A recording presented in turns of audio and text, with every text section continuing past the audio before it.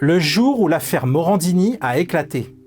Tout commence le 13 juillet 2016. Les Inrecuptibles publient une enquête sur des castings pour une web-série produite par Jean-Marc Morandini, Les Faucons. Des jeunes comédiens doivent se filmer nus, chez eux, pour des scènes de vestiaire, sans jamais rencontrer la production. Sous le pseudonyme de Catherine Leclerc, prétendue directrice de casting, c'est en réalité Jean-Marc Morandini lui-même qui échange avec les candidats. Pour le recrutement, Catherine demande aux futurs acteurs de la série de passer des auditions vidéo. Les jeunes hommes doivent se filmer eux-mêmes, chez eux, en train de jouer différents types de situations. Une présentation, un monologue et une improvisation de scènes de vestiaire où ils doivent jouer nus. Les vidéos sont ensuite envoyées à Catherine. Plusieurs acteurs portent plainte pour harcèlement sexuel et travail dissimulé. Le 19 juillet 2016, lors d'une conférence de presse très médiatisée, Jean-Marc Morandini dénonce des accusations mensongères. À l'époque, Jean-Marc Morandini est un personnage important du PAF, passé par la 5 et TF1 dans les années 90, puis Direct 8 dans les années 2000, première chaîne de Vincent Bolloré. Il anime plusieurs émissions sur Énergie 12, dès 2012, dont le magazine Crime. Éclaboussé par cette affaire, il est écarté de l'antenne d'Europe 1 où il officiait depuis 2003. Et le 23 septembre 2016, il est mis en examen pour corruption de mineurs aggravée et placé sous contrôle judiciaire. Un petit mot aussi de justice. L'animateur de radio et de télévision Jean-Marc Morandini a été déféré ce matin pour être présenté à un juge d'instruction. Jean-Marc Morandini était depuis 48 heures en garde à vue à la brigade de protection des mineurs dans le cadre de 2 enquêtes pour des affaires de casting douteux. Pourtant, il débarque à l'antenne d'ITélé, future CNews. Son arrivée cristallise les tensions, la rédaction explose, un mouvement de grève inédit de 31 jours paralyse la chaîne autour de l'indépendance éditoriale et du cas Morandini. Dans les mois qui suivent, une centaine de journalistes quitteront ITélé.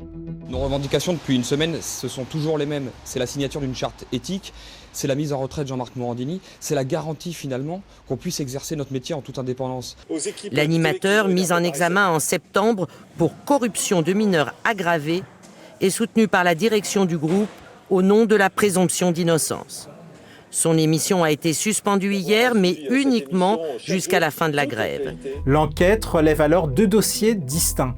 Le premier dossier concerne les castings de la web-série Les Faucons. En janvier 2017, une partie de la procédure est classée sans suite, mais d'autres faits graves sont jugés. En août 2023, le tribunal correctionnel de Paris condamne Jean-Marc Morandini à 6 mois de prison avec sursis pour harcèlement sexuel. Les juges retiennent une emprise psychologique exercée sur un jeune comédien de 19 ans. Des faits qui remontent à août 2015. En août 2015, un jeune comédien, Gabriel P., avait reçu 2 mails de Catherine Leclerc, en réalité Jean-Marc Morandini sous pseudonyme, prétendue directrice de casting d'une web-série dont Jean-Marc Morandini était le producteur, lui demandant s'il était prêt à faire une fellation à Monsieur Morandini, qui n'est pas n'importe qui. Le jeune homme, soucieux de ne pas passer à côté de l'opportunité de devenir comédien, a répondu « Il est évident que je ne vais pas faire le difficile sur la nudité. J'obéirai à ce que vous m'ordonnerez. » En janvier 2025, la Cour d'appel alourdit la peine à 18 mois de prison avec sursis. Jean-Marc Morandini se pourvoit en cassation avant de se désister fin janvier 2026. Cette condamnation devient alors définitive.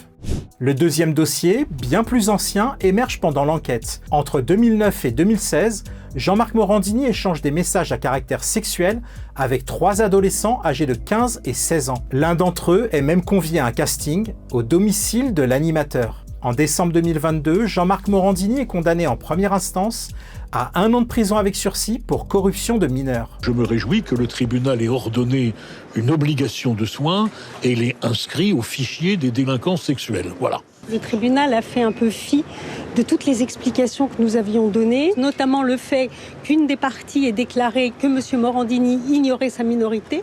Il fait appel et en mars 2025, la Cour d'appel aggrave la peine à 2 ans de prison avec sursis, assortie de 20 000 € d'amende. Il doit suivre une obligation de soins, se voit interdire à vie toute profession en contact avec des mineurs et est inscrit au fichier des auteurs d'infractions sexuelles. Le 14 janvier 2026, la Cour de cassation rejette son pourvoi.